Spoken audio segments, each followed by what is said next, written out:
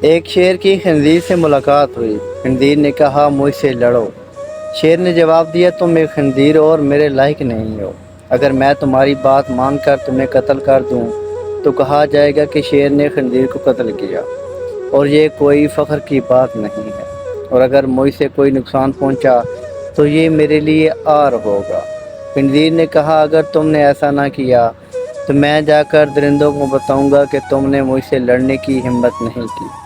شیر نے کہا تمہارا جھوٹ برداشت کرنا میرے لیے آسان ہے، بجائے اس کے کہ میں اپنی داڑھی کو تمہارے خون سے رنگ دوں۔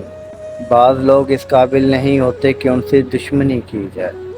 کچھ لڑائیاں ایسی ہیں جن کو جیتنے کا واحد طریقہ یہ ہے کہ ان میں اترا ہی نہ جائے۔